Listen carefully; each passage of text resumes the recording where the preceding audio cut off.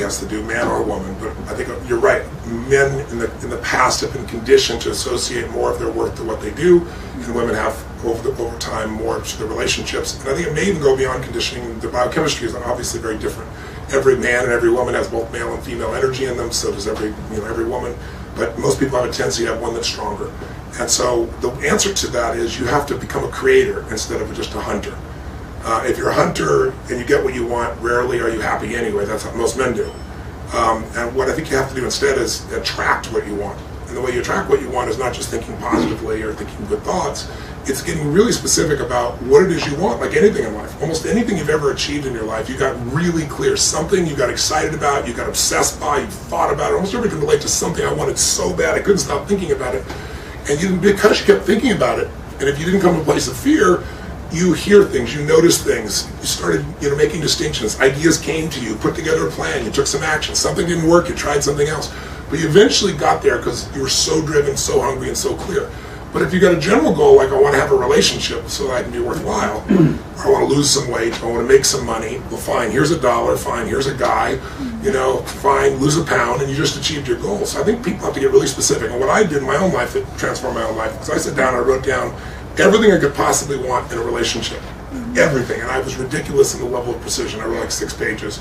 And I wrote spiritually, mentally, emotionally, physically, sense of humor, how we'd interact, what kind of things we'd laugh about, do. I mean, that level of insanity.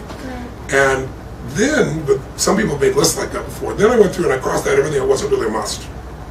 That wasn't really I was passionate about, right? And that trimmed the list down.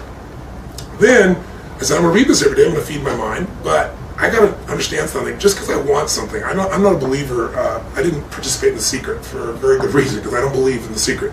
I think there's many secrets.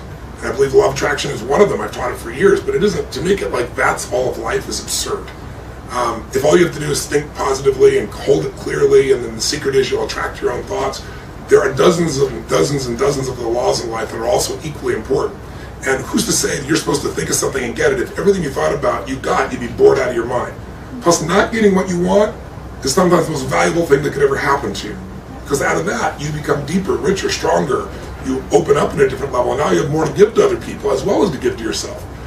Somebody who says, I had a friend that was, I was mentioning this the other day, who when The Secret first came out, and he's a good friend of mine, he goes, some of the stuff you teach is more complex. This is so simple. That's what I like. It's really simple. I said, well, if you want simple, just go do it. Tell me how it's working.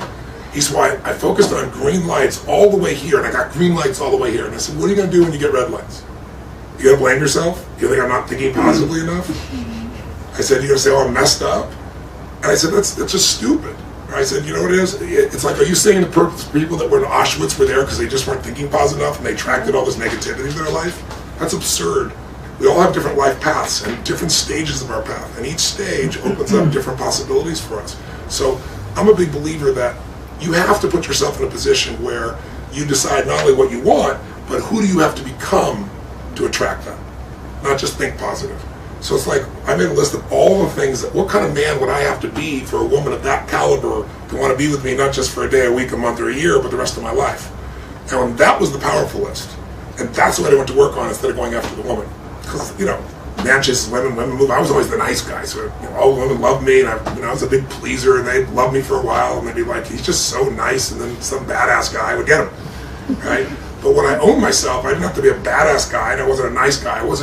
Everyone wants to be pleased, but no one wants a pleaser. Right? They might think they want him, but once they get him, they'll be bored silly with him. So when I owned myself, and I knew who I was as a man, and I had these qualities, then, attracting the woman of my dreams was my wife for 12 years now since, and I'm out of my mind for still, she's out of mind for me. That came about. So then all I did was read those every day for several months, and then gradually I started reading them like once every week or two. And I was on a train between going to the Swiss Alps between Paris and Venice with my wife Sage, who was my girlfriend at the time, or actually one of my girlfriends at the time.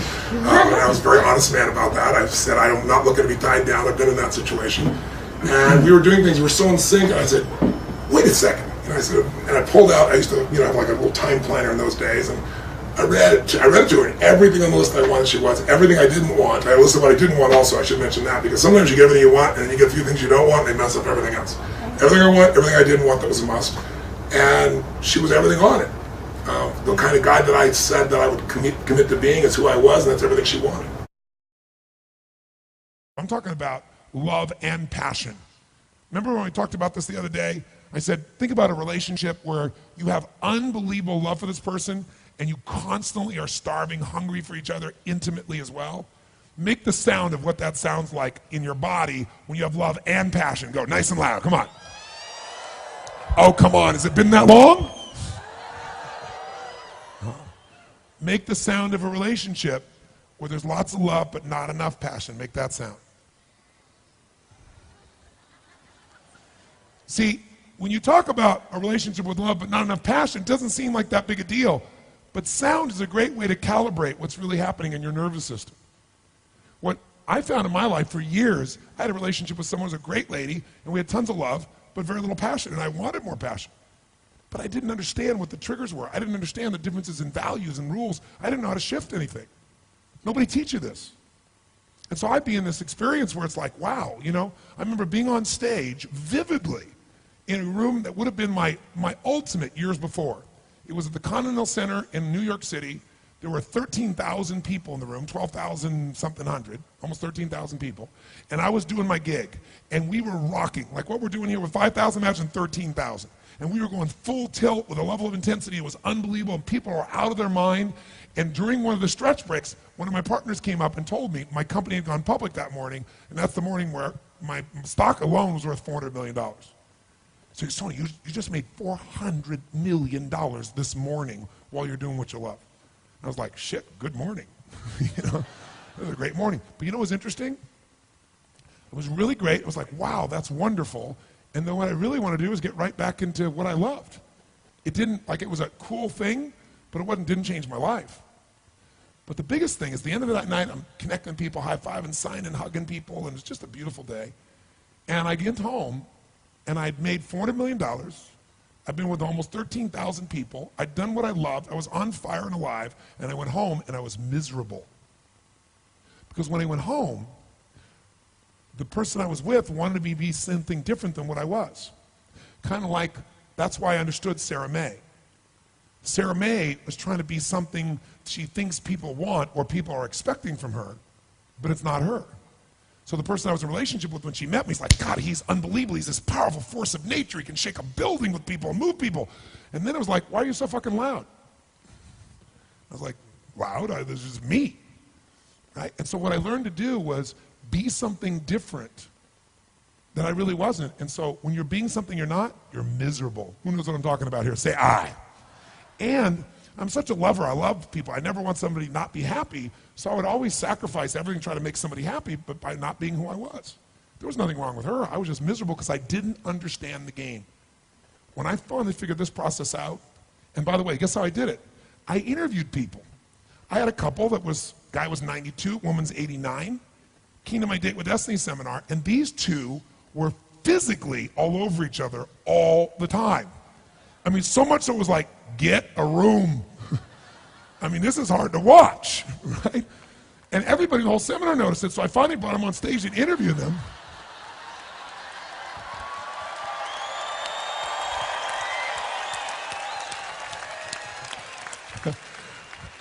Shit, they're young punks in their 60s. So I bring this 92-year-old man, this 89-year-old woman up, and I said, I got to interview you guys. So I'm interviewing them. I said to him, I said, tell me something. I said, you two seem to not just love each other, you love each other. And they went, oh yeah. I mean, like, you're rather physical, aren't you? They said, oh yes, we love to be together. I said, and you guys have intimate relations? Oh yes, every day. Every day? Sometimes several times a day, the woman says. No exaggeration. And they were so adorable, and they were like all over each other, hugging each other, grabbing each other, touching each other. And I said to him, I said, okay, there are a lot of people that think when you're together 3, 4, 5, 10 years, you know, there's nothing new. They said, nothing new. They just aren't being flexible enough. They're not trying new things. I said, well, tell me something. What's your belief about, like, how do you stay intimate? The woman says, well, you can't just talk. You got to touch. And she said, like, touch lots of things. And she's so adorable. And so I said, so you guys have this passion all the time? Yeah. And I said, what's your belief? And he said, well, we believe that it's never boring, Because we believe there's nothing ugly between two people who love each other, nothing dirty between two people who love each other. She said, yeah, here's our rule. We try anything once, and if we like it, we do it again. So I spent 5 years interviewing people who've been together 20, 30, 40, 50 years, and they don't just have love, they have passion. They're not hanging out, they love each other, and it changed the game for me.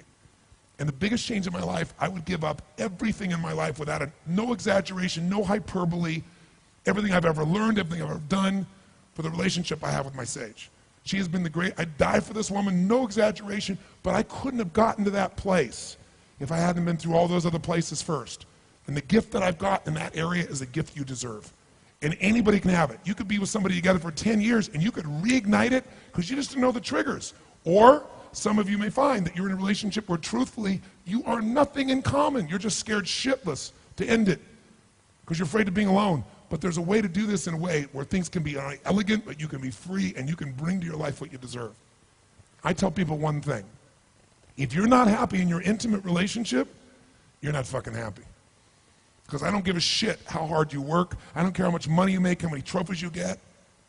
In the end, if you don't have that aliveness and passion, a part of you is dead inside. And it doesn't have to be that way. I got to tell you something. Some of you may have seen some of the films of the people I've turned around who hate each other, want to kill each other, been together forever, have no attraction. And we don't just change them in that moment. We follow up. You see them a year later, 2 years later, 5 years later. They never go back because we rewire it. And Date with Destiny. Oh, I got some people who graduate Date with Destiny. Wow. Some grads of Date with Destiny here.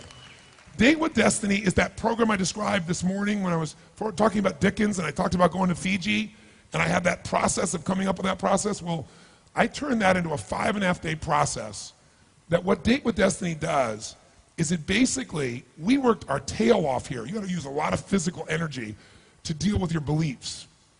Your values, you'll never get through with physical energy. You have to know, it's almost like a puzzle. You have to know exactly what thing triggers what feeling, triggers what emotion. And until you know that, you're at the effect of everything in your life. What Date with Destiny does is it helps you get a plan for your life. Not a plan like scribbling it out, I have to live a certain way, but you begin to see how to take the different parts of you that have inner conflicts and align those parts so you're pulled exactly where you want to go. It is by far the most powerful thing I do, bar none. And the experience in those 5.5 days is like nothing you've experienced in your life because you're going to discover and basically learn how to trigger everything that controls every thought, every feeling, emotion in your life. And after about 4.5 days of doing this, where you now have complete mastery over your own life, then we bring in intimate relationship into it. Because what happens is, you get somebody that really has problems, and they put them with somebody else who loves them, who also have problems, you got big problems. Once you got yourself wired, now you can figure out how to create a relationship at the level you want. So, here's what I want you to know. How many of you would like to go to the next level of this process? Say aye. Then you got to deal with the two issues that always show up, time and money. Here's what I'll do. I'll handle the money side from my guarantee. You can go to anything I teach, half of it, if in your judgment it isn't the best frickin' thing you've ever done in your life, so you don't have to wonder, like, is his weekend the most he can do? This is nothing compared to where we're going. But you be the judge. You can get it all back. So you can go home if you decide to do this and tell somebody, I'm going to steal from him. I'm going to go half the program and take it all for free. You won't. It'll transform you. So that's number one. So you don't have to have any fear or wondering, is it worth it to you, or am I taking a financial risk? Zero financial risk. But you're going to have to come up with figuring out how to change and get through the time. School teachers, owners of businesses, whatever. But what I'll tell you is, it'll transform your life. This is the time you make an investment in yourself that'll go beyond anything you can imagine. Let me tell you about Date with Destiny. Here's what I'll tell you. Go. Go. Trust. If you trust me at all, if I did not betray your trust here, tell you, go.